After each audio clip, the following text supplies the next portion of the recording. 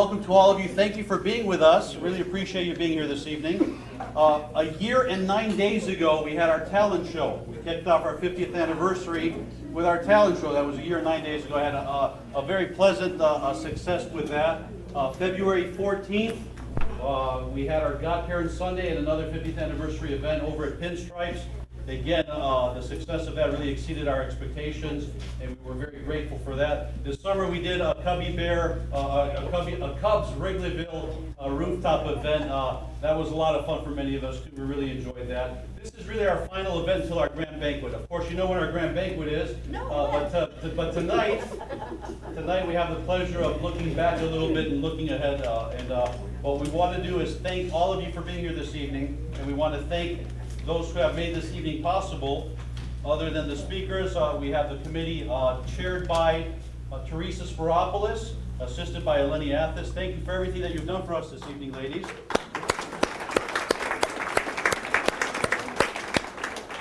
We want to give a special thanks to Homer's Ice Cream,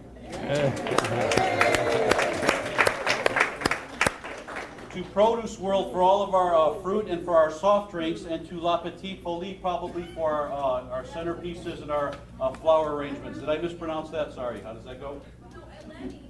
Eleni Athis for the flowers.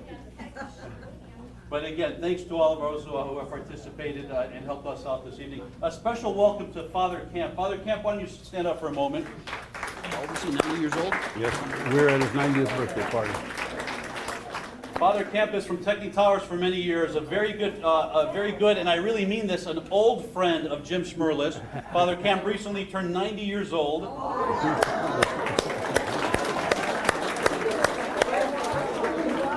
If you're ever traveling north on Waukegan and you want to cut out that Founders traffic light and you cut through Camp Drive, that's who it's named after. This is Father Camp. Camp is named after that street there where you take the left and you cut through the subdivision to avoid the light over at Technic Towers. So Father Camp, welcome. It's great to have you here this evening. So without any further ado, we really appreciate all of your support so far this year with all of our activities and events. And I now turn it over to Jim Smirles. He needs no introduction. You all know who we're talking about. Okay?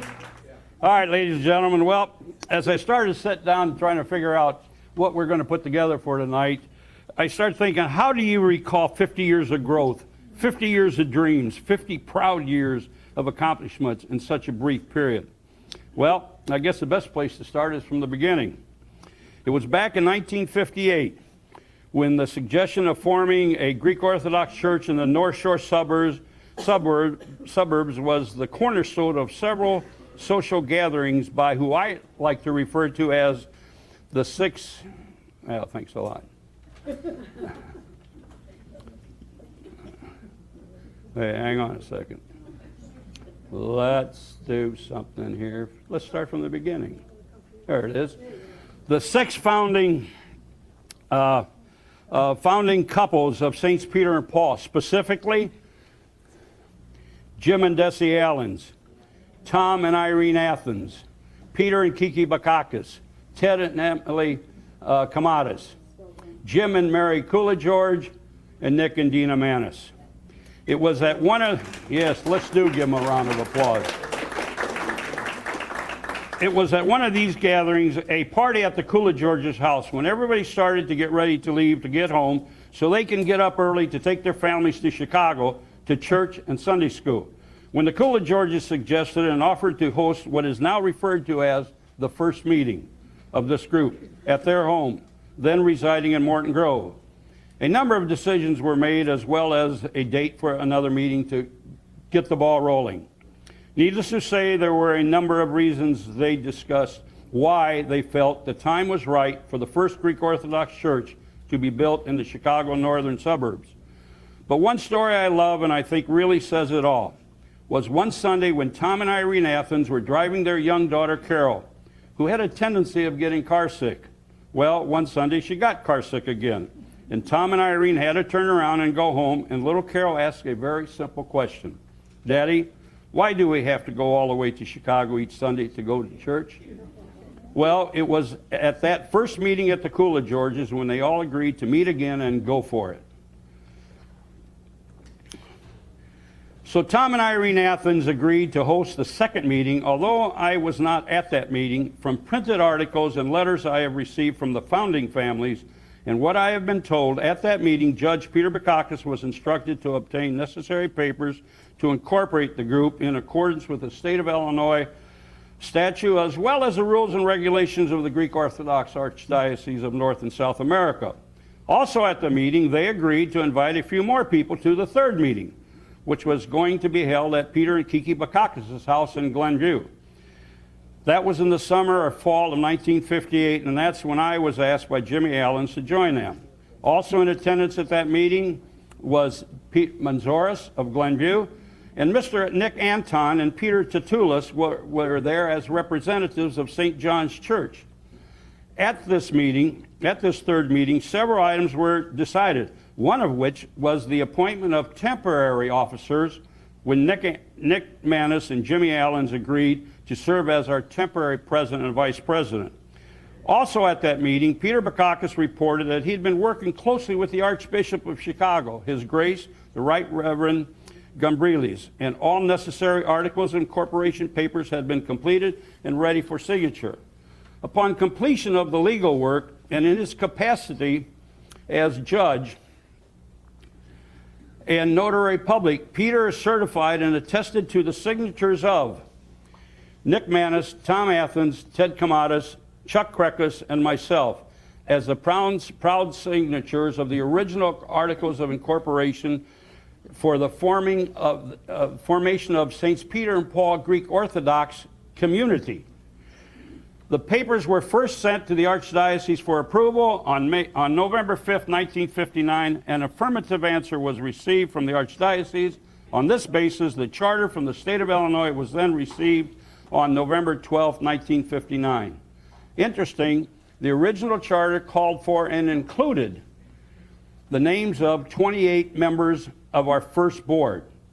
Now, as a point of interest, 10 years later, on May 12, 1970, an amendment was made to the original Article of Incorporation, changing the name from Community to Saints Peter and Paul Greek Orthodox Church, signed by then the President Dean Phalis and Secretary Dr. John Fotopoulos. Interesting, the amendment indicated as of March 26, 1970, we had grown to 259 members.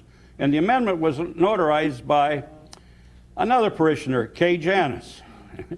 It was also at the third meeting that a suggestion was made to name the church North Shore Orthodox Community, and later auction off the name, like most, if not all, churches would do when they're starting, which, as Jimmy Coolidge pointed out, is why we have 3 or 4 and possibly more churches in Chicago area named after St. Demetrius. At that meeting, it was agreed to reject this idea as being an inappropriate way of naming churches. Jim Coolidge then suggested, and all agreed, to the naming of the church as Saints Peter and Paul, the two most important saints of our Orthodox Church. A fourth meeting was held in the Glenview residence of Peter Manzoris. It was there when Peter deciphered and transferred the Archbishop's reply to our request to obtain official sanction for the new church. He indicated before a new church could be formed and a priest could be assigned to us, 4 mandatory items were required. The church had to have a men's club, a Sunday school, a treasury that could afford a full-time priest. We don't do that today, can we? Anyway. A permanent altar, and a permanent altar. Therefore, some key committees and chair people were formed that evening to address these mandatory concerns. Board of Directors, Nick Manis. Treasury, Tom Athens. Sunday School, myself. Real Estate, George Raphael. Building Fund, Peter Manzoris. And Membership, Jimmy Allens. And also, at that time, we knew some of the prerequisites, especially a permanent altar, could not be met, so we just continued on our own. So that, ladies and gentlemen, will give you a quick glimpse of some of the key meetings which were held, which helped us move our dreams on. Now let's talk a little bit about our attempts to join as a sister church with some of the other area's Greek Orthodox churches. and some of the problems we had to finally obtain our official charter. Early in 1959, contacts were made with the boards of both St. Demetrius and St. John's to see if we could join forces and form a new auxiliary church in Glenview. Both parishes gave negative replies. The board of St. John's said that the parish had already had over 400 families, none of which wanted to build that far northeast, but if asked, would help us as much as possible. However, the St. Demetrius board also was not interested in forming an auxiliary church. In fact, as time progressed, stronger and stronger opposition was building on both the boards of St. Demetrius and especially St. Andrews, who were putting pressure on both our local and our archdiocese not to grant us our charter. In fact, on January 31st, 1960, we received a reply from the Archbishop indicating that a neighboring church had expressed its concern to His Excellency concerning the formation of a new church in the suburbs, feeling that if such a church were formed, they, the church, would lose all of its suburban parishioners. The Archdiocese went on to say that he had received vehement protests from this church, and he certainly did not want anything done that would damage such an old and well-established church, and asked that we come up with some agreement with the parishioners of St. Andrews. The contents of the Archbishop's letter was fully considered at our board meeting of February 12th, 1960, and it was decided to defer the action until we held our first retreat, which took place at the Maureen on the Lake Hotel for 2 days in Highland Park. Following this 2-day retreat, it was the unanimous opinion of the 22 board members present. His Eminence should be contacted personally if possible, and given the facts concerning the proposed establishment of our new Orthodox community. Accordingly, Peter Manzoris was entrusted with the task of writing a personal letter to His Eminence, wherein he would indicate the feelings of the board and stress particularly the fact that it was not in the best interests of the North suburban families to transport more than 100 children to weekly Sunday school classes some 15 miles from their place of residence. Mr. Manzoris dispatched a 3-page letter to the Archbishop, and on March 1, 1960, His Eminence sent Mr. Manzoris a communication promising a new investigation, and so directed the Right Reverend Daniel Gombriles as acting Bishop of Chicago Diocese to proceed accordingly. However, the attitude seemed to suggest that it would be better for all concerned if we went along with some of these demands that they're asking for, but we just could not agree with that. After receiving His Eminence the March 1st letter, an invitation was sent to Reverend Gombriles to a dinner at the Bosnos restaurant in Morton Grove, and unfolded our plans for the establishment of our church, and where our spiritual father readily agreed with our plans and also expressed his thanks to us for the great interest shown in Greek Orthodoxy by such a young group of people. Reverend Gombriles also told us that there was a prerequisite to obtaining the sanction of the Archdiocese, which for such an important undertaking, we must also secure,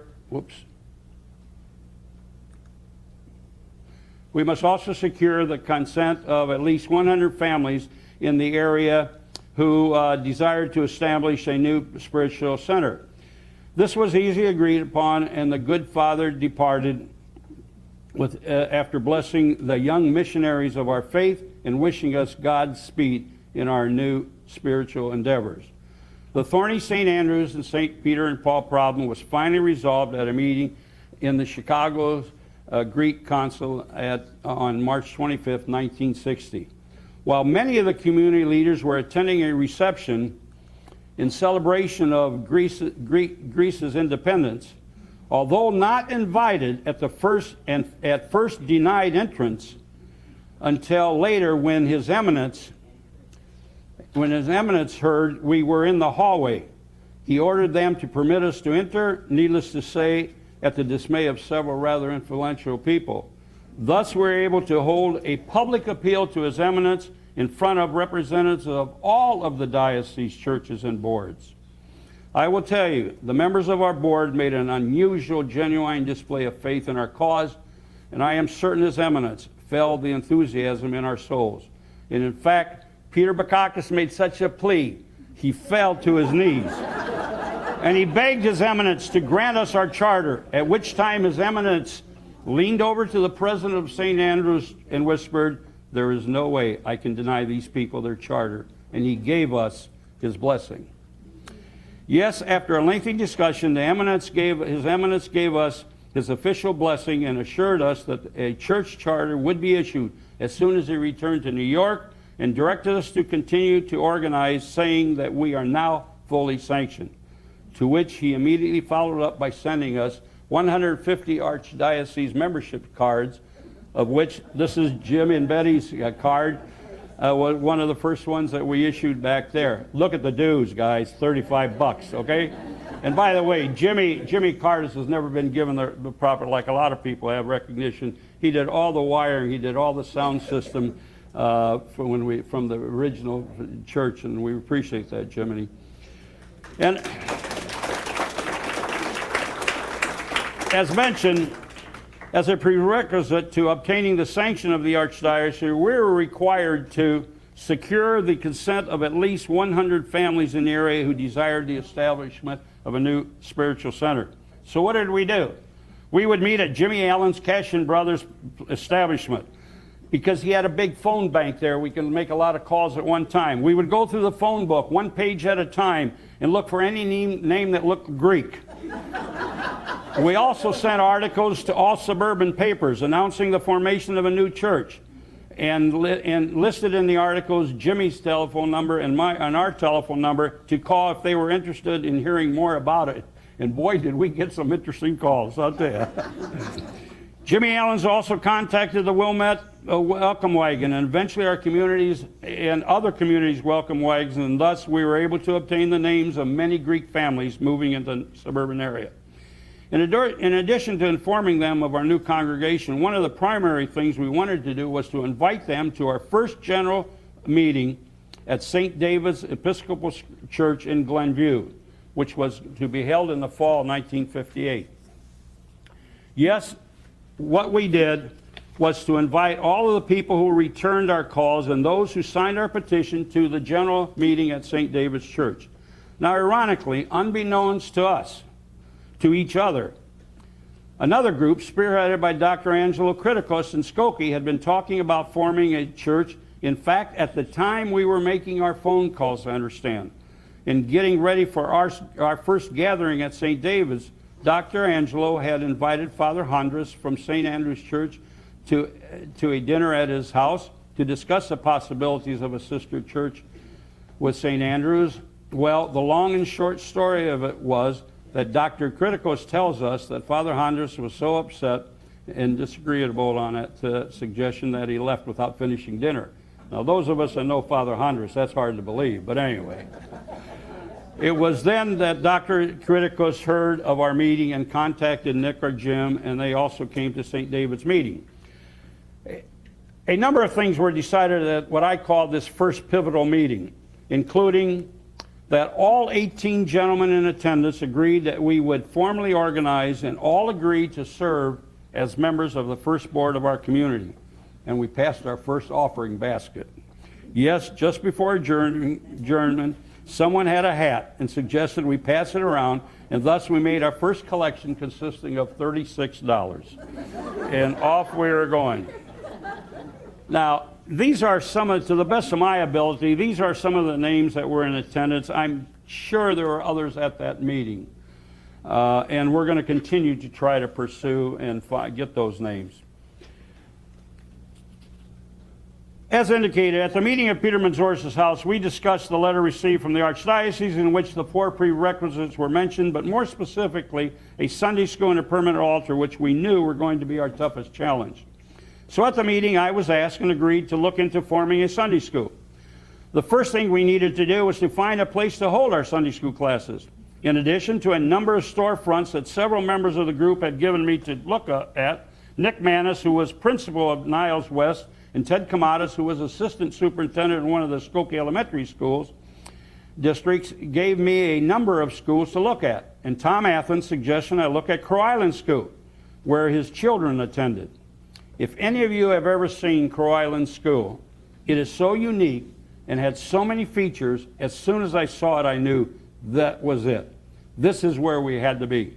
And I sat down to discuss, and when I sat down to discuss a rental contract with their school board, we had no idea how many children or how many rooms we would need. I negotiated a deal with them, $2 a room and $5 if we used the auditorium, plus $5 for a custodian. Now remember, we had no priest, and we knew forming a Sunday school was not going to be easy. So the very first thing that I did was to contact Martha Scan and Kay Janis and a host of others to help round up a group of Sunday school teachers. Then the question was, okay, we have the teachers, but what material do we have? Again, remember, no priest, and the diocese would not assign us anybody until we met those 4 prerequisites. So I'll tell you what we did. I contacted Father Nestor and Father Evagoras from St. Demetrius, and unknown to the St. Andrew's Board, Father Hondras. I also contacted Father Dustman of OLPH and Father Lyle of St. David's Church, and each week they would give me a different suggested lesson. Also, I developed a contact with an account with Moody Bible Institute on LaSalle Street and Covenant Press on Lawrence Avenue to purchase books, materials, movies, and award pins or anything else we needed from them. Now, after collecting the material each week, we had to sort and make copies for each teacher. Not having an office to work out of, we had to cut and sort the material by classes and type stencils and make copies of each of them and deliver them each week to the teacher so they could have time to prepare their Sunday lessons. Martha Kay and Ida Vias and some of the teachers who had typewriters would cut stencils, and I would go to their homes, and I had an old mimeograph machine in the trunk of my car that Kemper had given me, and we would make copies for each teacher. And in fact, we would even go to Kurt Lulius's, Kiki's brother's restaurant in Wilmette to make stencils and use the equipment he used to print his menus. And then we would pass them out either at a Sunday school teachers meeting or deliver them to their home. Here's a picture of one of our guest speakers at our Sunday school teachers meeting, Don Dattis. So in September of 1959, we opened the doors to the very first Greek Orthodox Sunday school on Chicago's north side with 60 children. A proud objective was realized that first year when we recognized our 100th student, who just happened to be Cindy Scardino's brother and the son of George and Ida Vias, one of our very, very first Sunday school teachers. Our registration continued to increase, and as we started the following years with 120 in 1960, 205 in 61, 240 in 1962. And you know, it's interesting, in 1962, the Chicago Diocese did an analysis of their enrollment was an average of 158. Ours was 240. Their average number of teachers were 11. Ours was 26. Example, and also for an example, in 1959 we started with 5 classrooms, and in 1961 we were using 10 classrooms plus the auditorium. And again, we did all this with no priest. In the winter of 1959, on a number of occasions, we requested a priest to come to Crow Island School during the Christmas holidays to give our children and adults communion, but to no avail. So we just loaded them up in the cars and took them to St. Demetrius, where Father Ev and Father Nestor gave them communion. On March 27th, and finally, with the approval of our local diocese, plans were made to hold our first communion services.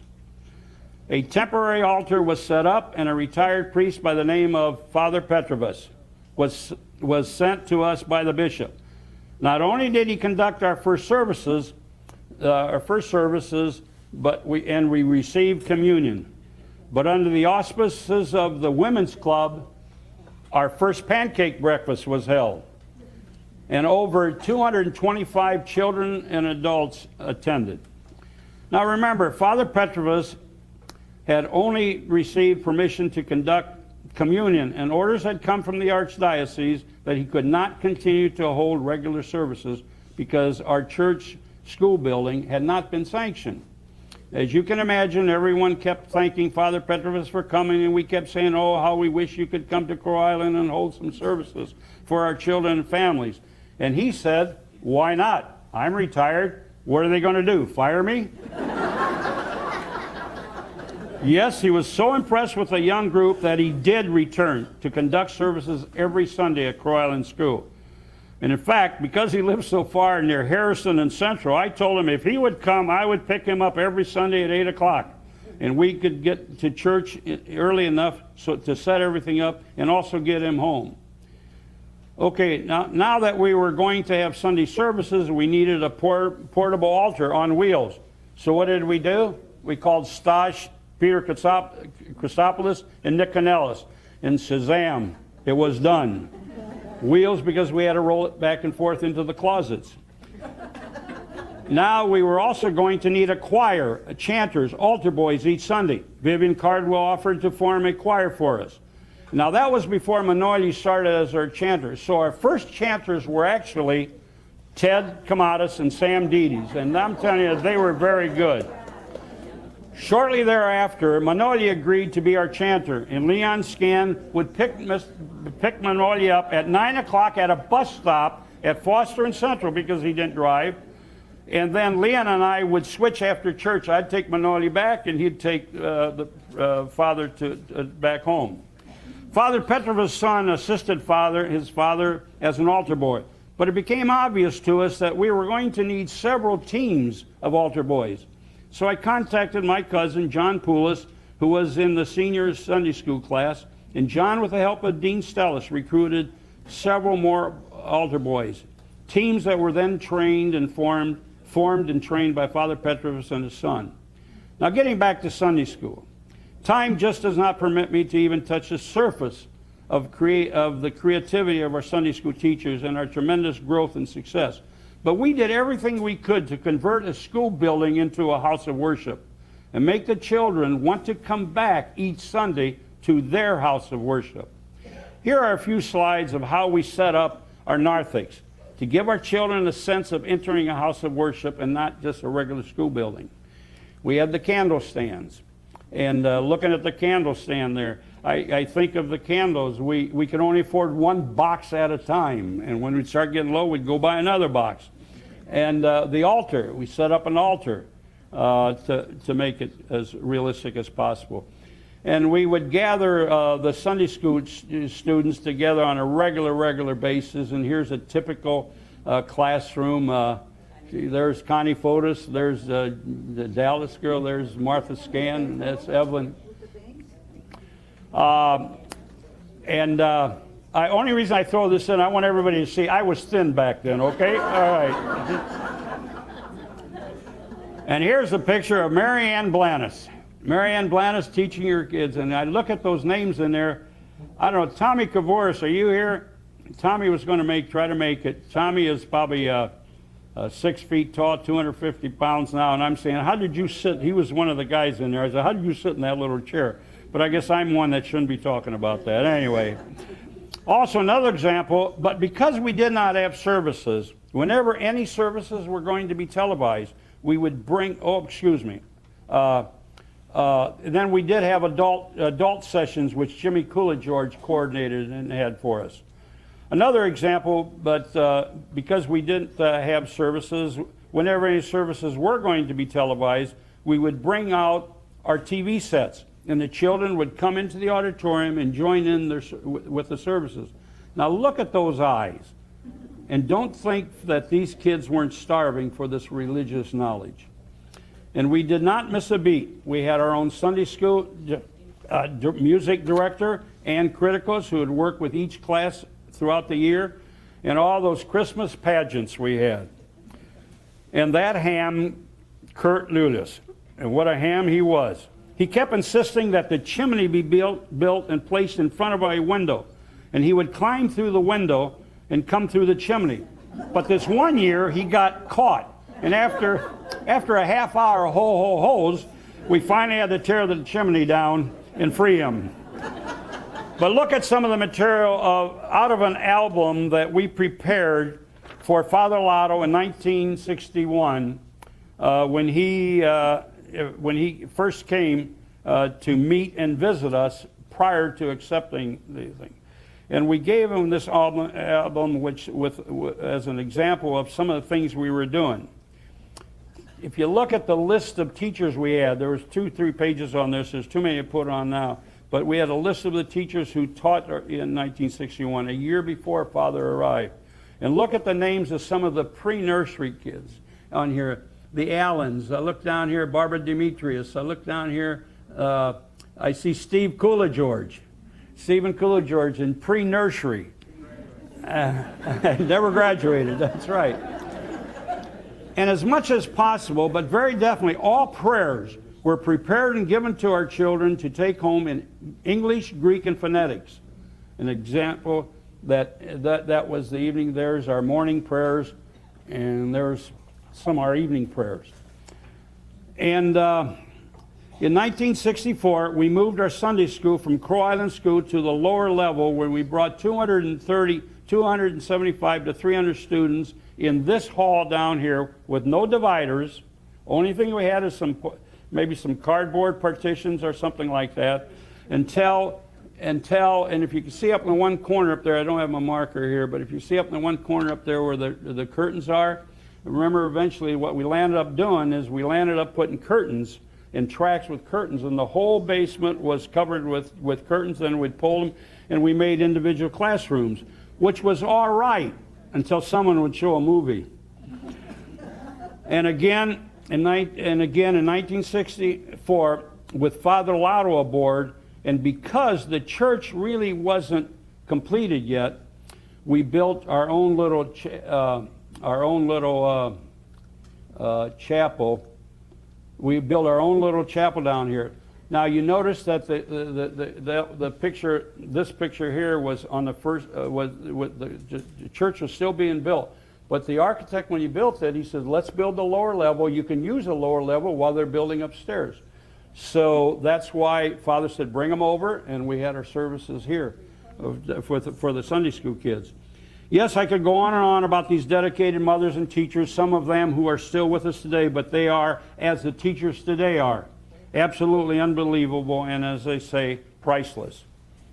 Now, from time to time, Leon Scan would go along with me to pick up the Sunday school material. We were at OLPH with Father Dustman one day, and naturally Father says, how's it going? How in your efforts to get your charter and your priest? And we said, well, still no permanent altar, so no permanent altar, no priest. So he said, you need a permanent altar? And Father Camp, you know Father Dustman. You remember Father Dustman. He was a character. And he said, you need an altar? He says, honey, bring the keys down to so-and-so. Honey comes down, it's a nun. Father tosses the keys, Leon catches them.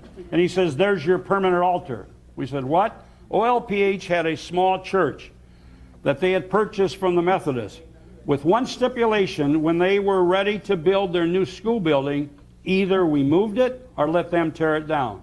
I can't remember now. I believe it was in 1961, but it was just before our Easter. Again, called Stas Christopoulos and Nick Canellis to build an altar. The women helped us wash and scrub the building down. And who will ever forget that first epitafio? This wasn't it. This was in the Crow Island School. But that first epitafio was put together flimsy with thin hangers. Nobody dared touch the thing. In all those Easter services, never have so many happy tears been seen in your life. And you know, when I think of this OLPH giving us our temporary church, Leon Scan went straight to Greektown, to Halstead Street, and purchased an icon of the Virgin Mary, which we use for our Easter services. Now let's talk a little bit about the Women's Club. The Women's Club was formed by, the founders were Kiki Bakakis, Emily Kamatis, Mary Coolidge, and Dina Manis. The first actual meeting of the Women's Club was held at the Bosnos restaurant through the courtesy of Mary Bosnos. Each lady paid $1.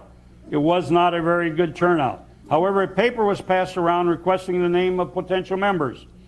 At that meeting, Kiki Bakakis they elected their first president, and Kiki was elected first president, and Dina was vice president. And incidentally, the second president for the Women's Club was F.E. Dedes. The next meeting was held at the home of Mary Lou Camadas. All the ladies were asked to come to the meeting with ideas on how they could raise money and how they could interest people in joining the church and their club.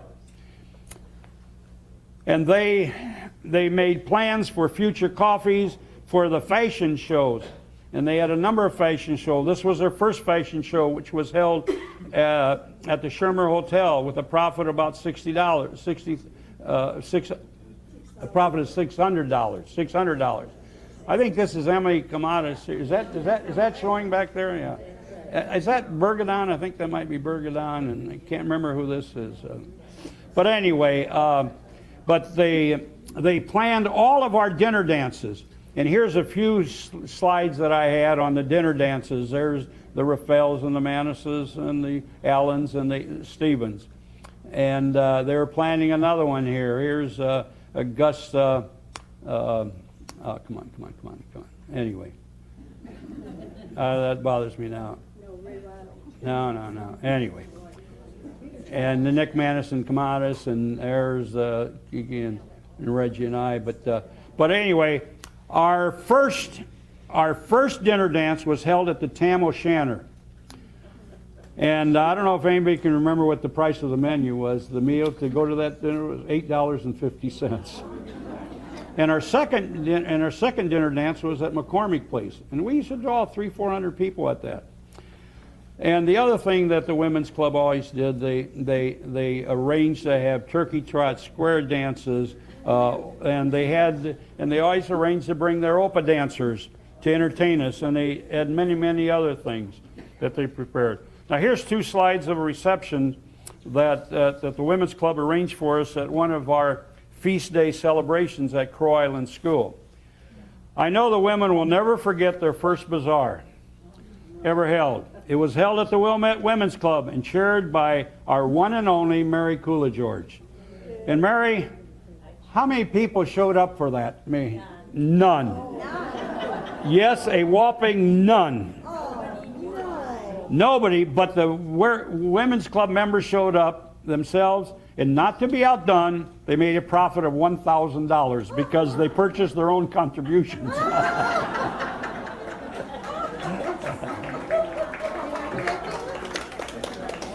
Now we had to find a site to build our dream house on. In 1960, after the Archbishop relented and gave us permission, one of the compromises was that the church must be built within 1 mile of Lake and Skokie Boulevard, where Carson Perry Scott is. Our initial survey indicated there were approximately 150 vacant parcels of land within that 1 mile radius. George Raffel and Leon Scan, who did the homework and number crunching to recommend the size of the property we're going to need, based on the growth statistics we have on hand, they predicted we would grow to 400 to 500 families and needed a seating capacity of 550, which incidentally is about what we have today. Therefore, from those figures, they predicted that we would need to purchase 5 acres of land. Our first choice was the 6 acres at Lake and Hibbard, the animal hospital over there. An Evanston doctor owned it. He wanted $125,000, but before we can consummate a deal, and that's where we wanted it originally, the doctor's lawyer killed it for us. The second choice was a 4-acre parcel at the northeast corner of Hibbard and Winnetka Road in Wilmette. Unfortunately, it had been promised to another church and eventually was purchased by them. Our third choice was a chicken farm, a 4-acre piece of property which we bought 2 blocks south of Lake on Harms Road, just south of Hackney's. They wanted $90,000. We agreed, we shook hands, and we went out celebrating. However, the next day the owner changed his mind. Apparently he had called someone who was interested in buying the property previously. He told him it had been sold. He offered him more money, which he accepted. In fact, he didn't even give us a chance to up our ante. So our fourth choice was Wagner's Farm. Mr. Wagner gave us 2 stakes. He told us to take and mark them off. I believe he said, take the stakes and go 500 feet down Lake Avenue, 500 feet up Wagner Road, and he would let us know what land he would sell us. Well, we did that. And the next morning, Mr. Wagner moved the stakes on Lake Avenue to the Forest Preserve line. and he took the one on Wagner and moved it on the other side of the creek. And so when we got together, we said, we understand why you did that on Lake Avenue, but why did you move it on the other side of the creek? He says, the creek is yours, you clean it up. Pete wanted $100,000, and the agent donated her commission. Final price came to $92,000. The lot was purchased in 1961. We got about 4.9 acres. I said it was our last choice because our architect, Jim Economou, felt we needed to elevate the church to make it visible from Lake Avenue. Fortunately, Pete Panosas, an excavator and member of St. Demetrius from my hometown of Rock Island, said he would get us all the dirt we wanted. Tom brought his equipment in and leveled it off at no charge. Now, needless to say, several interesting stories took place during those early days of our church. For example, the first wedding of Irene Actipus and Ken Smith had announced their engagement and were making plans for their wedding. As a parishioner, Irene would not hear of being married anyplace but her church, Saints Peter and Paul. Of course, we had no priest, no official structure. It was not recognized by the archdiocese, but Irene had her loyalties. Father Petrovus was contacted, and he said he would come and perform the ceremony. The couple was to be married at St. David's Church, and a date was set, and wedding and invitations were sent out. Father Petrovus personally wrote to the archdiocese requesting the necessary papers to be filled out. When an envelope arrived from the archdiocese, without opening it, Father Petrovus was informed that the envelope and necessary papers had arrived from the archdiocese. The afternoon prior to the wedding, Father Petrovus came out and opened the letter from the archdiocese, assuming it was the authorization papers. However, the letter reminded the priest that no wedding could be performed for the church because the structure had not been officially sanctioned. A suggestion was made that the wedding be performed at a neighboring Greek Orthodox church. When the best man, Jimmy Allens, and the second best man, Leon Scan, were contacted, needless to say, they were beside themselves. They called the archdiocese, but it was late and there was no answer. They sent telegrams. There was no answer. In desperation, Leon called Father Nestor, our parish priest at St. Demetrius. He told him what had happened and added that they had not told the family of the bride of the latest occurrence. Father Nestor came to our rescue by promising to assume full responsibility for the wedding. Of course, the bride and family were never told what had happened until 3 years later when the necessary papers were filled out and processed by Father Lotto. Another delightful story concerns the first baptism of our parish. The first child to be baptized at Saints Peter and Paul was Barb Demetrius, the daughter of Andy and Evelyn Demetrius. Needless to say, because of a lack of money and a lack of church structure and a lack of everything, the church had no baptismal fount. A group was sent to the diocese to ask the bishop if we could borrow a very old, dilapidated baptismal fount that lay sleeping in an attic at the diocese. The bishop refused to lend us the fount, as we still did not have an official sanction to perform baptisms and weddings. However, Costa, the diocese custodian, told us it was up in the attic and never used, and suggested we come back to borrow it. So in desperation, we decided on a plan of action that some of the board members had asked for an audience with the bishop. While the group was talking to His Grace, the custodian opened the back door for me, and the other gentleman doesn't want his name mentioned. We snuck up the back rooms, we borrowed the baptismal fount, then raced down the stairs. When the fount had been securely wrapped in blankets and safely tucked into George Raffel's station wagon, we beeped the horn to let the board members know that all was clear. The conversation with His Grace came to an abrupt halt. The board members ran off, and yes, in August of 1960, the baptism was successfully performed by Father Petrovus at St. David's Church. Now, a little postscript to that story is because we just could never figure out how to let the bishop know we had borrowed it, the baptismal fount, and because the diocese custodian recommended we just keep it because it was old and dilapidated, and that they had no use or need for it, so we kept it. and we kept using it until we could afford a new one. The name of Father Lotto came up as a potential candidate as priest for Saints Peter and Paul during the Leon Scan presidency. In 1960, the board instructed Leon to fly to Savannah to interview Father Lotto.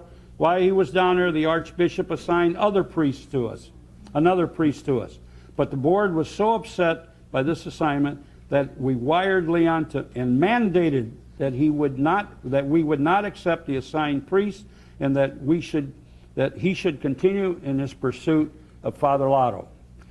When Leon returned from Savannah, he told the board that Father Lotto was interested in becoming our parish priest. A short time later, Father Lotto came to Chicago on a pretense of coming to visit his sister. However, as I mentioned earlier, that's when a few of us got a chance to get together to meet with him.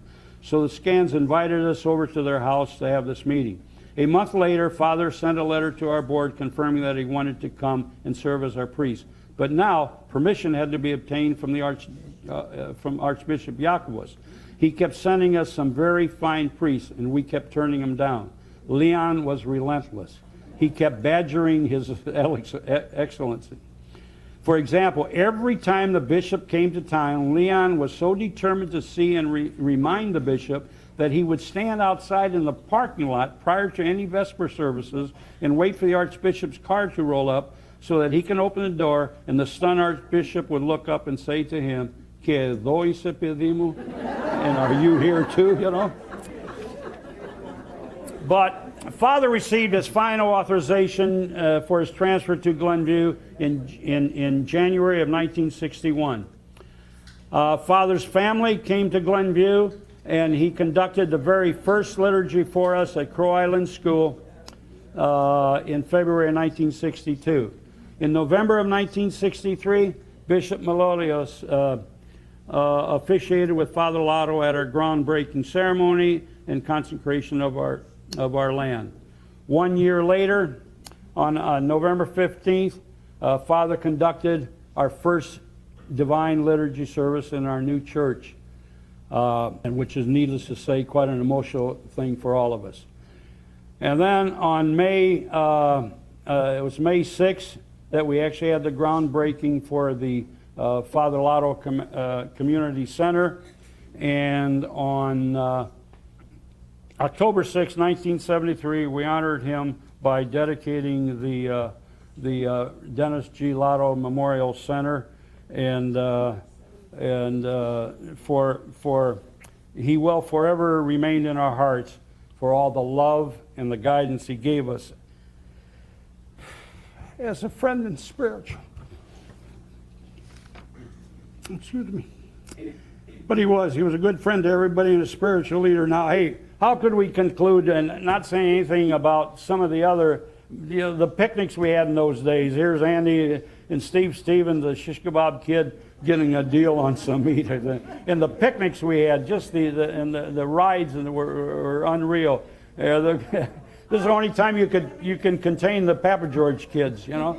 And here, I had to put this in, because if you look closely enough, here it is, I think there's hair behind Gottfried's head.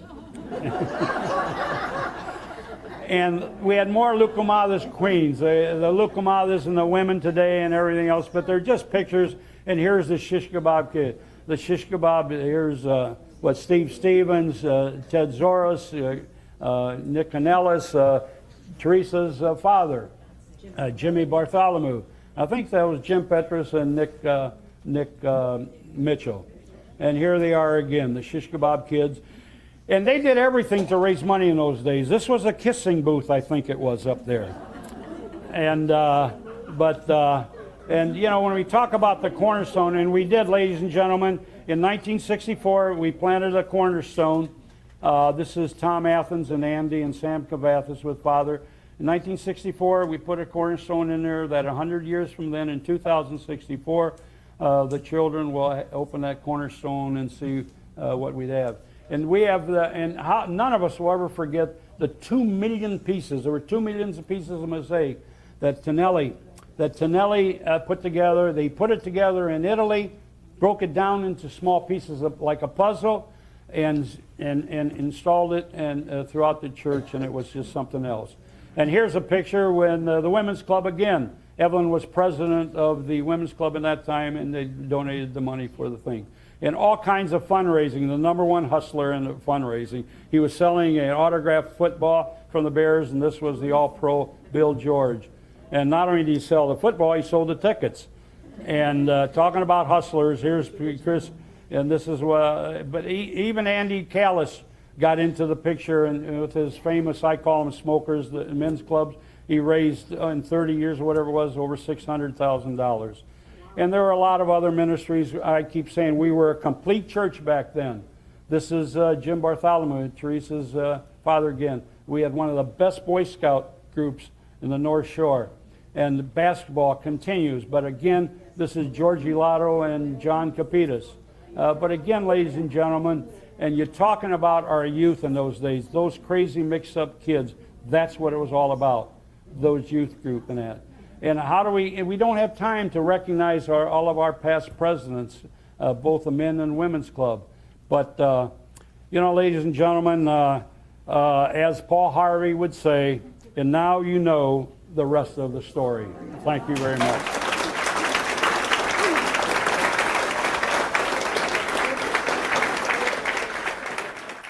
Ms. Lee Poteracki. I've been with Saints Peter and Paul since 1977.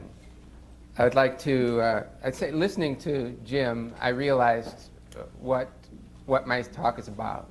I was asked to speak about the period that Father George Schoolis was here, but I think what it's really about is preserving what was started before Father George, and I think that's one thing that Father George, as I will get into a little more deeply, cared about more than you can know. Was preserving the energy of these young families and the Father Lato era.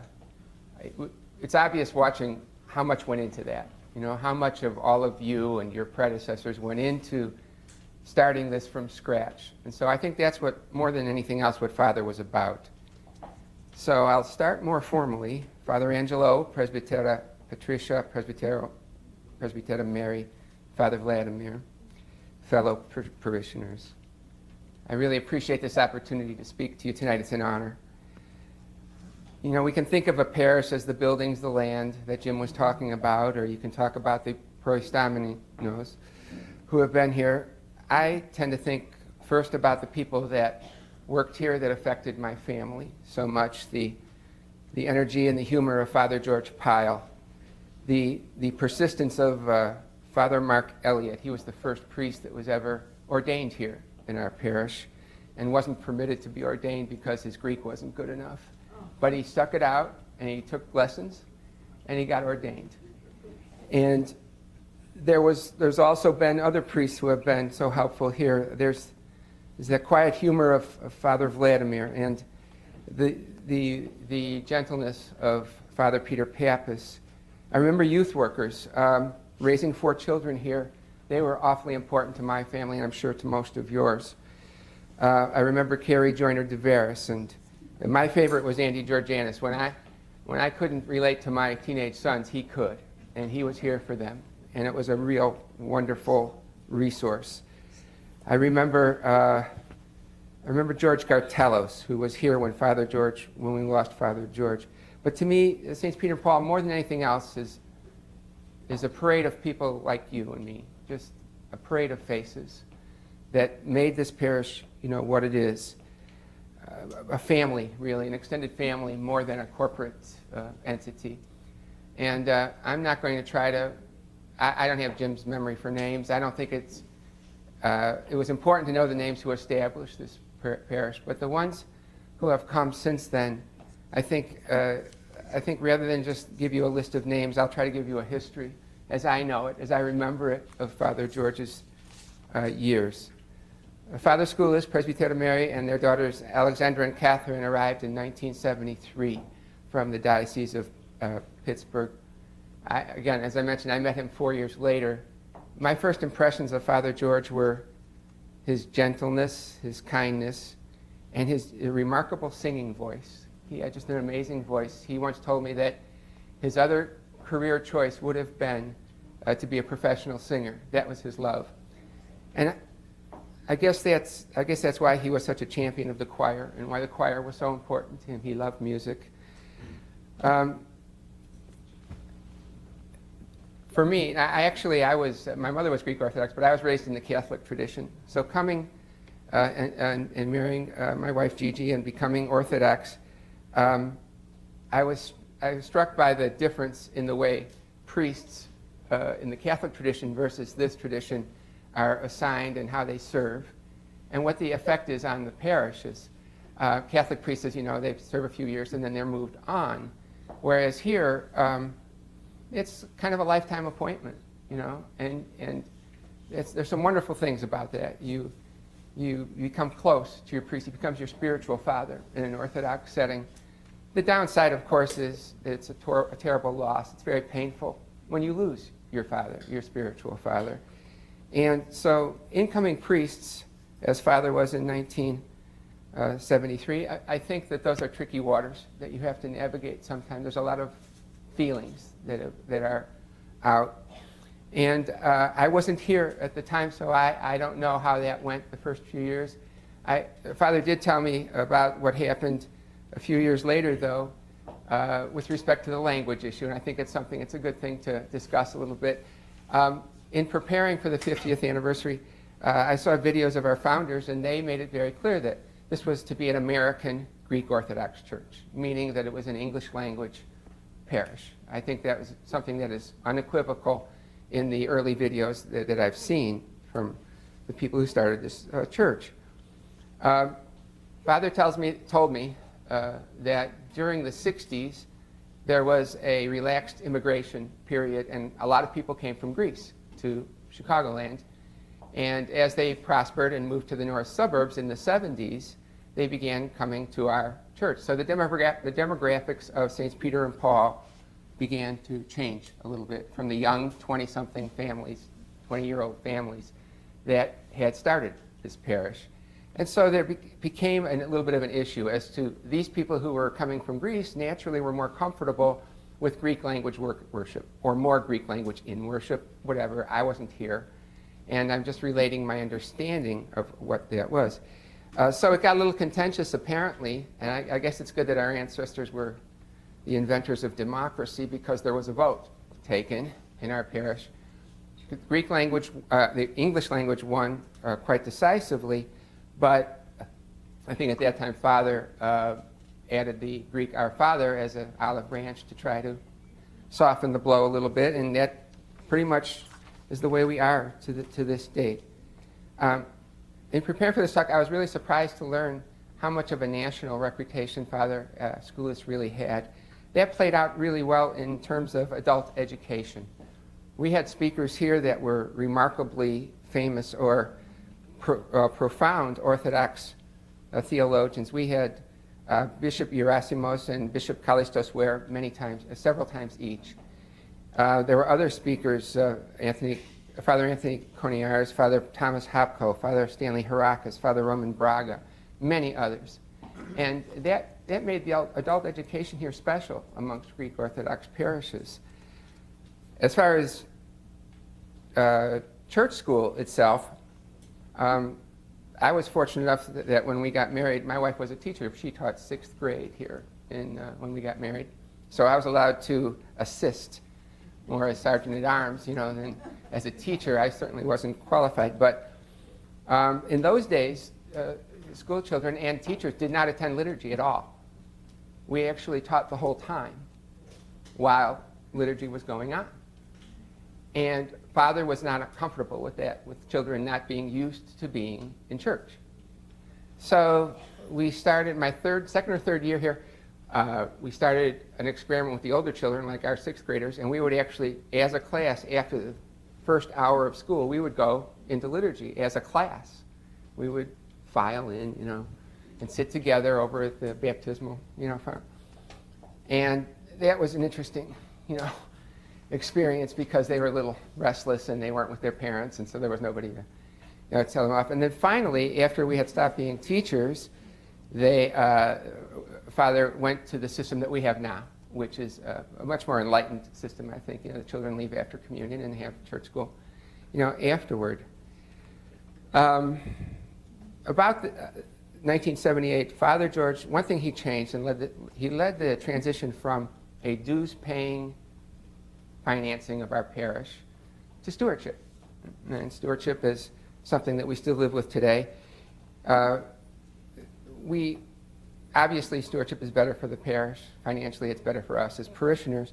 But the only other financing at that time really came out of the picnic. I'm sure we saw some great pictures of the picnic here, and that's what it looked like in those days. I know that because a very clever person named George Ponticus came up to me in 1986 and said, "Lee, you'd be a terrific chair for the picnic." And I was very flattered. And so in 1986, I followed Jim. I think Jim Goddard did the year before I did. And Jim showed me the ropes. And the ropes in those days included pretty much the same, just no imagination. You did it. You got it done because it was an important thing. And we gave away half of the parking lot to the carnival. You saw the pictures earlier of the. And so the whole north half of our church was the carnival. The south half had the big eating tent in the middle, and then it had the food tents around on the outside. And the Philippa was, I guess they wanted their own turf, But they had Lucamada's in the bakery around by Lake Street over there, more to the back. And we got through, it was not a good business. The carnival was supposed to give us 25% of their gross, And so at the end of it, they came up to me and said, "Well, here's your check." It was $7,000. And I go, "Well, how do I know?" And they looked at me like, "What? Are you goofy? That's what it is. It's $7,000. Thanks." And then at the end of that year, we met to try to plan for the next year and find some other enlightened soul to, take over and do this thing. And Andy Callis walks up to me and he goes, "Lee," he says, "we can do this better. We should try doing something. And I can't do it alone. Would you, do it with me?" And I don't know if you ever tried to say no to Andy Callis, but that wasn't going to happen. So we did the one thing that I'm really happy that we're able to have ever done, and that was we changed our picnic. And it was no longer the picnic. We made it the festival, and it's more than just a semantic, difference. We actually we got rid of the carnival. We moved the big food tent over to where the carnival used to be. Put some kids' rides over there, and then we set up the other side, which used to have a big food tent, into a big dance floor, and we surrounded it with circular tables with umbrellas. I don't know if you remember the way we had a big fountain with columns and spotlights and around the dance floor. And then we created a taverna that the choir ran. And it had these little circular tables. And we got all sorts of seafood and different. Chicago Fish House got us all sorts of calamari and stuff, different kinds of things. And we brought the Philipticos tents around it. So it was all, sort of a cabaret, feel to it. And we called it One Magnificent Greek Fest because 1 Mag Mile was, I guess, a popular, in the news a lot at that time. And for 3 years, 1987, 88, 89, we did that. And then and it was a terrific success, although, quite frankly, without car raffles, I don't think it would have made a lot of economic sense. But we just had a wonderful time. All I can say about the festival itself is that even though it was a bad business plan, we just loved the process. We loved the relationships. We loved it was very satisfying to put together something special. And you know what? And our parish did it better. I will say, I don't want to sound proud, but we did it different than the typical parish. And it was kind of classy. We really, really enjoyed it. 1990, it stopped, though, because the Patriarch visited our weekend. Our weekend was the third weekend of July. And we were told, sorry, no picnic, no festival, this year.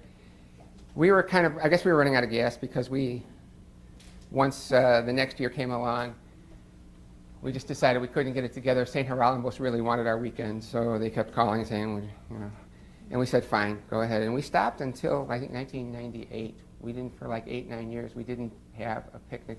we thought it was a sign of financial maturity, you know, that we were running our parish without picnic money and stuff like that. But actually, for 7 or 8 years, it was revived starting in 1998. Parish Council voted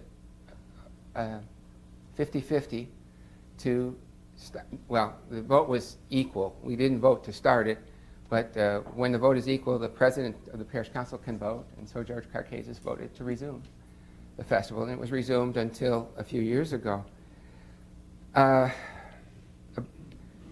About the time that we were doing that MAG Festival, like 1988, 89,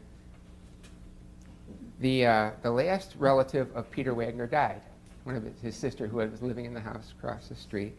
Because of that, the trust, the Peter Wagner Trust, called for the sale of not only the farm, but also the 1.8 acres right next to us, which is now our parking lot. And the terms of his trust only permitted 2 initial bidders for that land, us and the Willow Inn. The Willow Inn was a restaurant on 6 acres just to the north, next door on the other side. And the Willow Inn really wanted the property because with 8 acres, they could do a nice, like Delogier Circle, you know, a really nice real estate development would have been very lucrative for them. But we were lucky that the trustees, Glenview State Bank was the trustee, and their attorneys let us know that if our offer was reasonable, commercially reasonable amount, we would have priority. We would have first, you know, we would get it. And reasonable is what lawyers say when they don't know a number, you know, to put in, they say reasonable. And so that's what the terms of the trust were. And so we got a real estate committee together.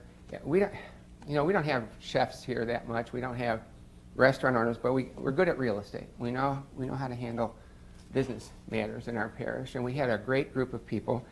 We determined that $650,000 was going to be a good offer for this 2 acres, and almost 2 acres. So we had a special assembly here. It was a unanimous vote to pay up to $2 million, to have up to $2 million to offer for that. We offered $650,000, and even though the Willow Inn offered quite a bit more, it was considered reasonable, and we got the property for that amount. So we had 1.8 acres, and what to do with it. That was the next question. Father George was more of a visionary, certainly, than us. Parking was a chronic problem at all times, you know, for our parish. I don't know how nobody ever got hurt walking all the way. Remember, we used to park 2-3 blocks down Wagner. Right, but during the holidays or during, you know, it was pretty nasty and dangerous. And there was always the threat. Glenview was always threatening they were going to put curbs, you know, on Wagner, and then you weren't going to be able to park, you know, that way. And then what were we going to do? Because there were churches that they were taking pews out of churches on the west side of town at that time, you know, because of inadequate parking. There are laws as to minimum parking you're supposed to be able to have. But Father wanted more than just parking. He had visions of perhaps an Orthodox counseling center with parking in front. Naturally, we get some parking out of it. Maybe a geriatric center. So he challenged us to come up with some ideas, and of course, our vision was banquet halls or, you know, a nursing home, something like that. Well, the zoning was not going to permit enough space to put a nursing home or anything like that on 1.8 acres. And so we then got approached by Glenview. The fire department, they needed to put a fire station on the east side of Glenview. And so they were going to say, we're going to condemn your property, we'll give you your money back, we're going to build a fire station. Jim Smirles and I used to meet with the fire chief and that out here to look at drawings. They were going to put a small fire station, and they were going to build a big parking lot behind. We would be able to use the parking lot, we'd get our money back for the property.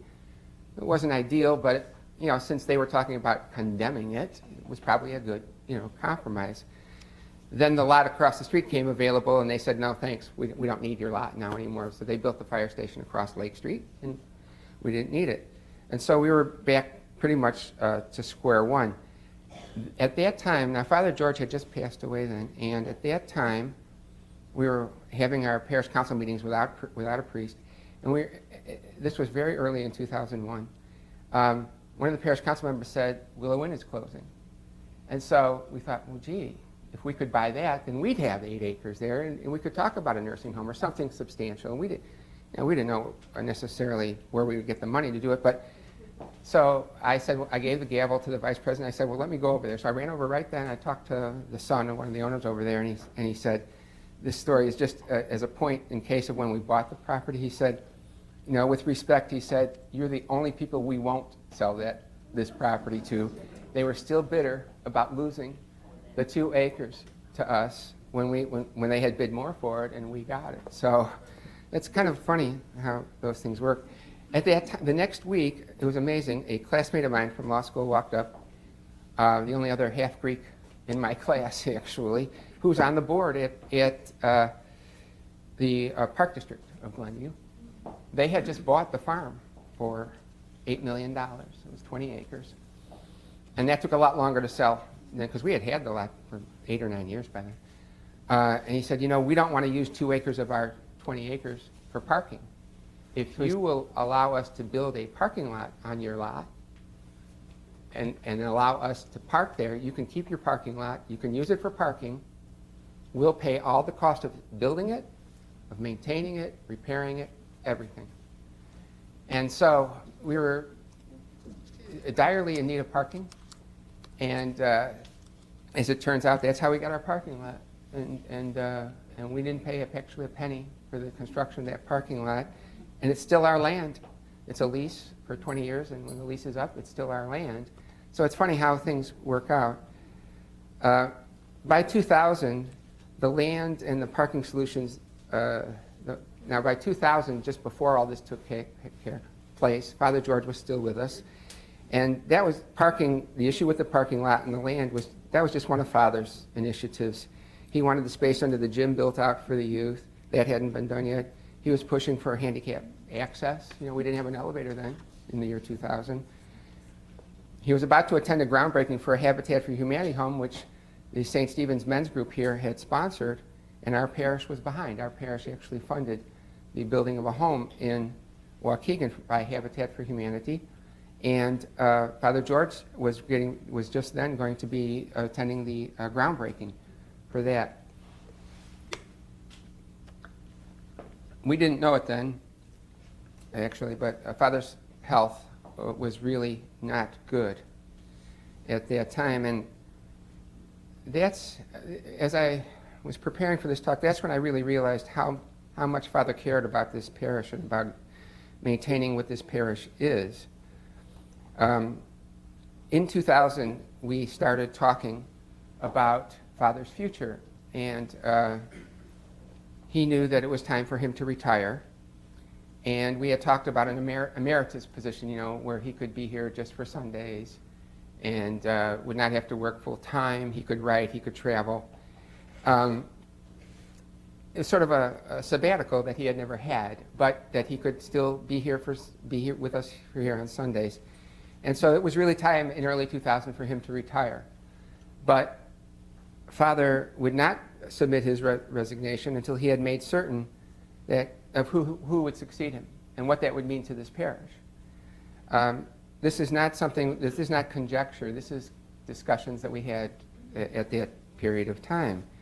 He wanted a strong priest, a young priest who was good with youth, who could minister to our Greek population, but who shared Father's vision, which is an American Greek Orthodox, English-speaking parish.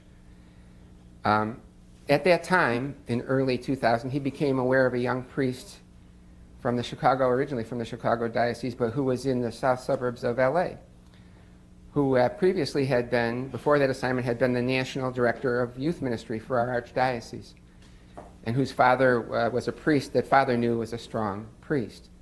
Now, Father was intrigued about Father Angelo Artemas, but he didn't know Father Angelo, had never met him. So, as we discussed this, Father really wanted to know, would this be the right kind of priest for us to try to have succeed him here at our parish? I don't know how Father learned of Father Angelo. It wasn't from us. So Father approached John Colas and I to go out to LA and observe Father Angelo without letting him know that we were going out. So Agent Colas and I, we got our frequent flyer miles together, and we went out to LA one Saturday afternoon, and we got a room at the old Embassy Suites and prepared to go observe this young priest that Father was so intrigued about. And that next morning, we got in the car, stopped at Walgreens to get our surveillance equipment, one of those box disposable cameras. There weren't cell phones then with cameras in them, And of course, I dropped John off in front of the church because we didn't want to be, too conspicuous. I went and parked, and then I went in separately, and we sat down, and a white-haired priest walks out and starts liturgy. I guess in spy school they teach you to make sure that your subject is going to be there. But it turned out John and I never had been to spy school, and Father Angelo was on vacation, that week. There's a silver lining to this. Our wives never rolled their eyes or made us feel dumb, ever, much. All right, it was pretty bad, but the real silver lining was that 2 months later in July, 4th of July, was clergy laity, national clergy laity in Philadelphia, and I was able to meet Father Angelo and speak with him for a good half hour or so. And Father George was waiting back here. Father George was too ill to travel, and so he was waiting for me to call, and I ran up to my hotel room and I called and I said, Father, this is promising. This looks good. And so when I came back, we talked a little bit about, well, maybe let's try to figure out how to put this plan in effect. Unfortunately, the plan was put off a little bit because we were doing then what we've been doing this summer. We were preparing for the 40th anniversary celebration, October 15th. And so Father obviously didn't want to proceed with a retirement, just going to this celebration. This was going to be a good celebration, and then we would get into our succession plan for Father George. The party went off, although I will say, those of you who were there at the Hilton in Northbrook, I don't know if you recall or not, but I think there were like 600 of us there.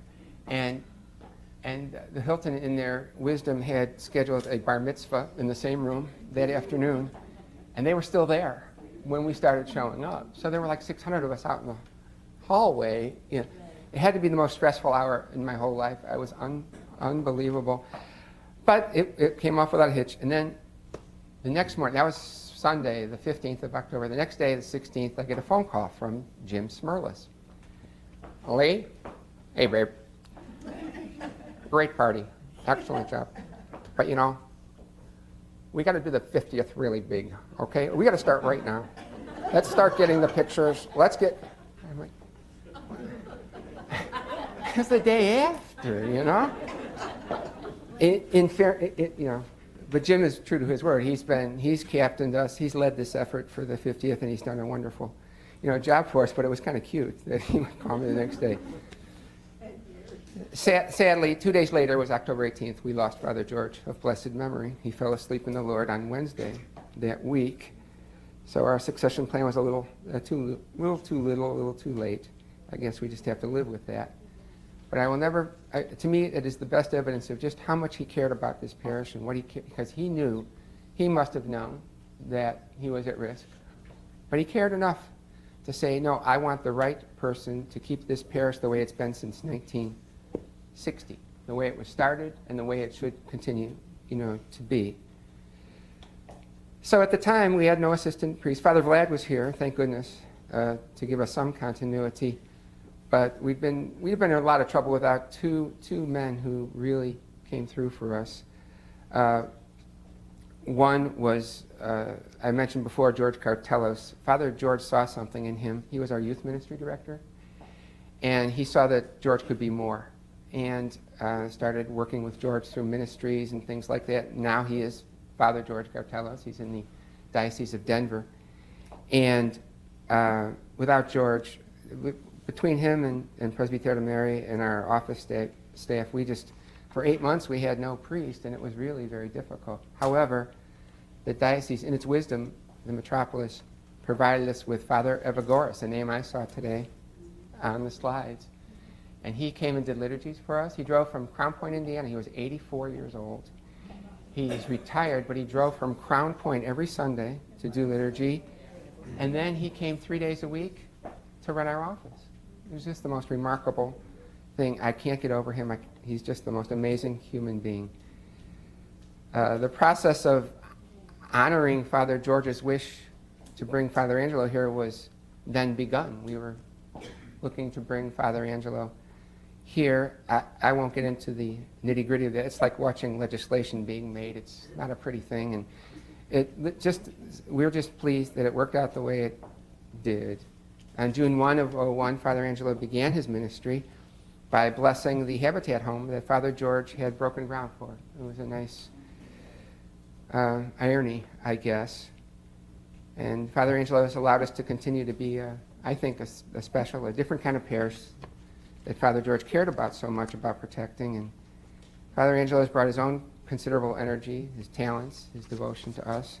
We're very grateful for that. And I'm very grateful that you listened to me tonight. Thank you very much.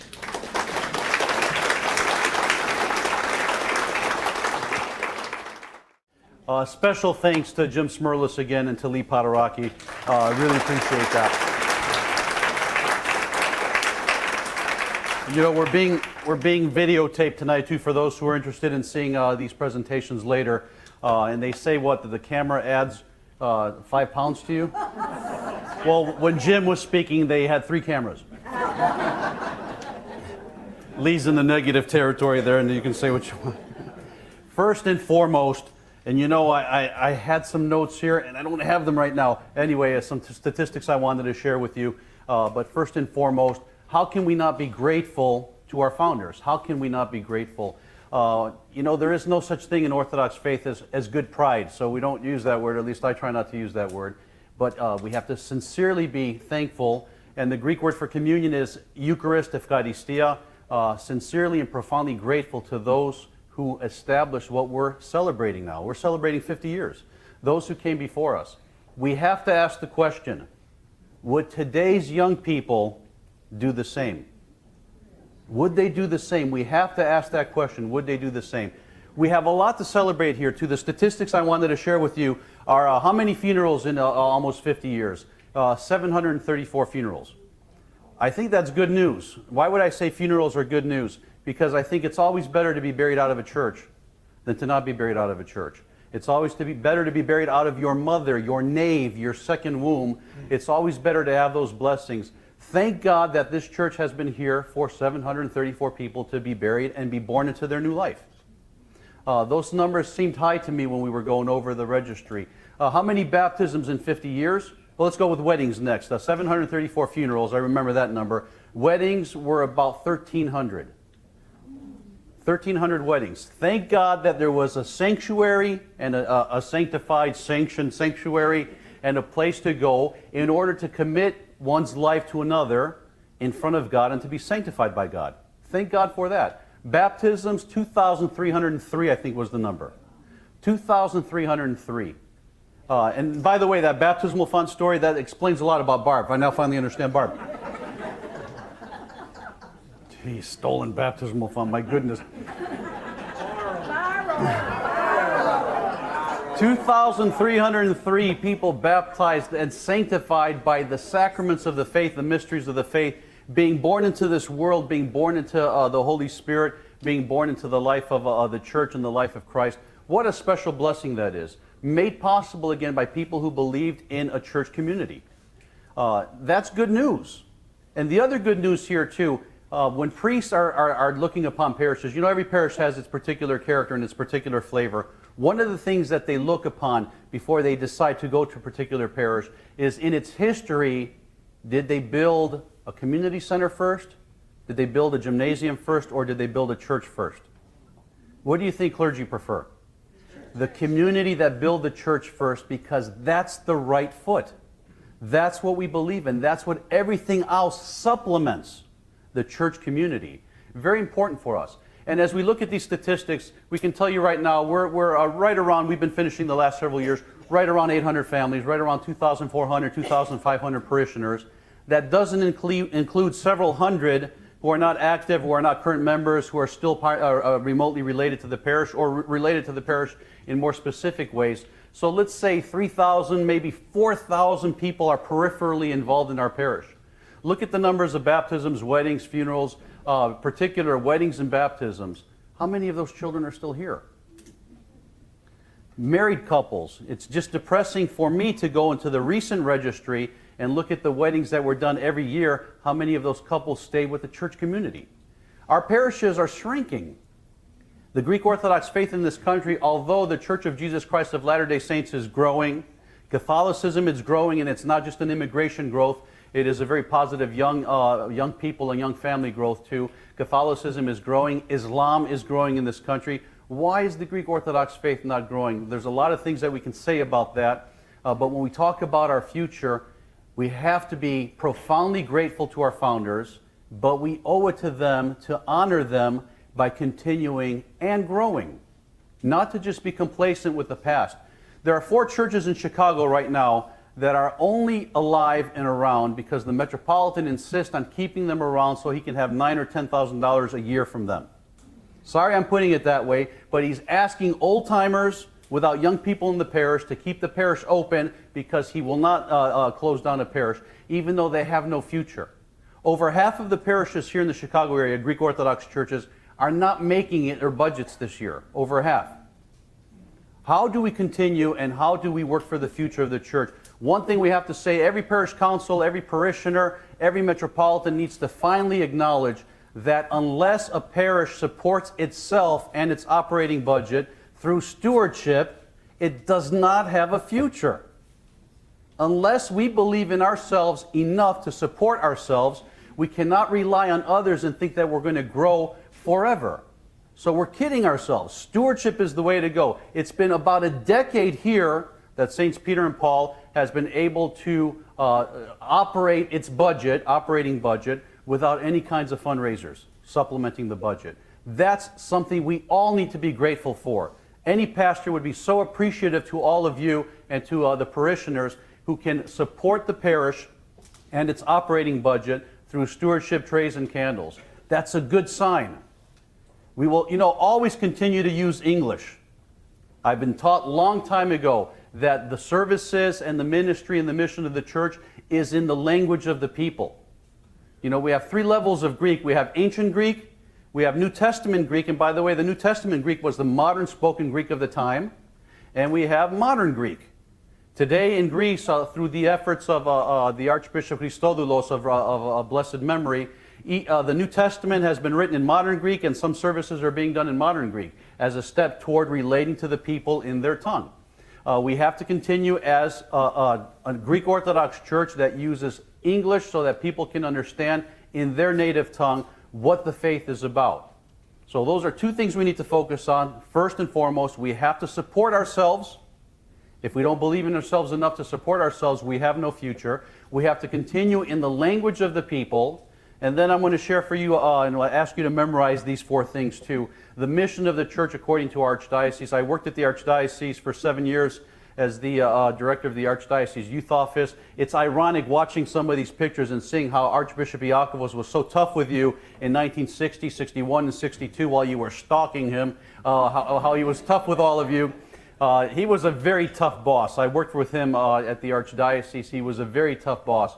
When I started working at the Archdiocese Youth Office had the 4 circles of the faith. These 4 circles were intended to focus youth ministry and all of the ministries on the future of the church and what the church was about. The first one is liturgia. And if we're going to get back to the basics, we have to get back to the basics and to the fundamentals and to the essentials of the faith. What is liturgia? It's liturgy, but we also translated it as worship. If worship is not the first thing that we are doing as a community, then guess what? Our own kids won't buy into it. Our kids need to know that we are about worship first. And to see those pictures and to hear Jim say, look at those kids, look at those kids, that's why we did all of this. What a precious thing to give them a worship environment. That's the first circle. There are 4. Liturgia, worship. Worship is the first thing and the central thing that we need to be doing as a community. If we're not, who's going to really respect us as a church? We're not just a community. We're not a club. We're not just a random gathering of people who have similar concerns. We're a faithful worshiping community. So that's the first circle, liturgia, worship. The second one is similar. It's called koinonia. Koinonia is also a word for the Eucharist.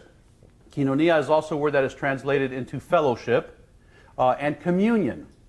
And the purpose of this circle is more than just worship now, is to be participating in the Holy Eucharist. A lot of people like to translate that word koinonia into fellowship, a generic fellowship. Very important thing not to do, not to separate fellowship from the communion of the Holy Spirit. There's a part of the liturgy where the priest, the bishop, turns around and says, the grace of our Lord Jesus Christ and the love of God the Father and the communion of the Holy Spirit, or the fellowship of the Holy Spirit, be with you. That is also very central to us. Worship, communion of the Holy Spirit, first manifest by the Eucharist, communion of the Holy Spirit. These are things that we need to be doing. What is the third? Okay, so we've got liturgia, we've got koinonia. The third one is martyria.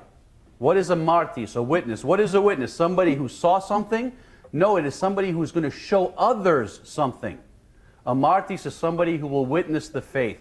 And you know, we have to ask ourselves that question. Why are we not witnessing our faith to our own children? Where are they? We're so profoundly grateful to our founders, and where are our children? Have we witnessed correctly? How do we witness correctly? You go to church. And anytime we go to church late, what message are we giving our children as far as the worshiping community being a priority, or being important, or being essential? That is another mistake we make. We call it Greek time, and then we like to say we're the American church. If we're the American church, why are we still acting like Greeks? Why are we late? It's so difficult on a Sunday to worship and to see people coming in late, because it hurts for me to see them sending that message to their children that you can just come in anytime. It's a lot more important to that. Our founders knew that in being so motivated to start a worshiping community. What do we have so far? Liturgia, which is worship, koinonia, which is communion, martyria, which is witness, and the final one, really a favorite one of ours, a favorite one of this parish, and also one of the things that this parish is nationally known for, diaconia, service. Service includes everything from the work of philanthropy that the Loftojos does, to Project Mexico, to IOCC, to mission trips, to what we do locally to each other. You know, how we serve each other. And serving each other, you know what serving each other includes? A child bringing their parent a cup of coffee. A mother caring for her child, a husband caring for his wife. That is also diaconia. When we have to talk about the future of the church, I like to turn to those 4 circles. It's an easy thing for me to do. I worked at the Archdiocese. The Archdiocese came up with these a long time ago. We really need to get back to the essentials. How can we not be grateful to what we have been given, and how irresponsible of us it would be just to sit on it, appreciate it, look upon it as history, and not continue to move to the future. A lot of you might be thinking, wow, okay, that's a lot of news now, a lot of responsibility. You know, we've lived our lives, it's time for the young people. Well, the young people have not taken the baton like a lot of our founders have, and a lot of us have. We still have our work to do. And we can plead, and we can ask, and we can model for our children that we like to go to church, we like to go on time, we like to invite our friends to go to church, we love to worship, we love to be in communion of the Holy Spirit, we love to witness the faith to our own families, to our own children, and we love to serve each other. We love to serve. I know so many things have taken place at this parish where we see the joy on the face of the volunteers because they're serving others. It's a beautiful thing to serve. Let's start with our own families. Let's start with our own children. How many times people have called in these last several weeks. What we did at the beginning, after we sent out our invitations for the banquet in early August, we were hoping that we would send more invitations out. So people, because we would need to fill the seats, we were thinking we were never going to fill 800. Let's get as many invitations out there. We put out the word that if you would like an invitation, call the church office and we'll mail you one. You know how many people called and said, I used to go to St. Peter and Paul when my children were younger. That hurt me so much. It was like a dagger to the heart. Okay, children, church. No children, no church. And then guess what the message to the children is? No church. That's the message to the children. It hurt so much to hear. We used to go to St. Peter and Paul when we had our children. It was a good place for the children. We really enjoyed the programs over there. We have so much today. Programs, catechism, the most beautiful books and the most beautiful speakers. We have internet, we have information, we have technology. What are the essential things? Mom and dad, son and daughter, yaya, papu, going to church on time, worshiping with their children in their language, and then communing in the Holy Spirit, witnessing their faith, and serving themselves, their families, each other, and ultimately serving the world. This is what I think of when this parish started. This is what I think of. These were the goals, that we would not just have some kind of small community, we would grow and pass on to the next generation. And speaking of next generation, I'd like to say as a confession, I'm not worthy of being a successor to Father Lotto or to Father Schoolis. I oftentimes dream of what it would be like today, 2010, if Father Schoolis were here. I crave that.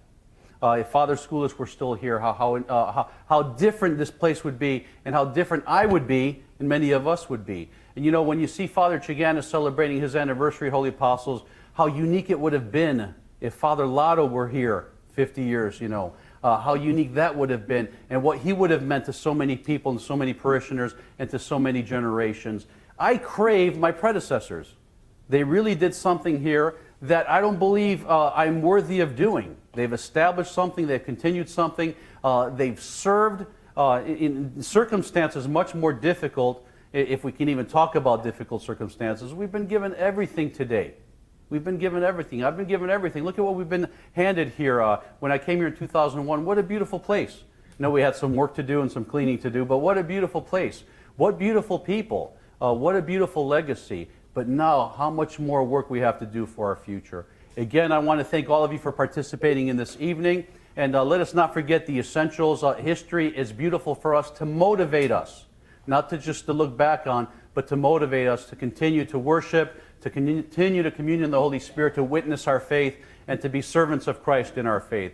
So God bless you all for being here. And I suppose what we can do, I know it's been long tonight, but if you would like to, if you do have questions for Jim, for Lee, or for myself, we can take a few minutes to do that. Otherwise, you can help yourselves to a few more soft drinks. And I know some of you want to get back to Peyton Manning and Eli Manning on Channel 5 NBC Sports this evening. But we thank all of you.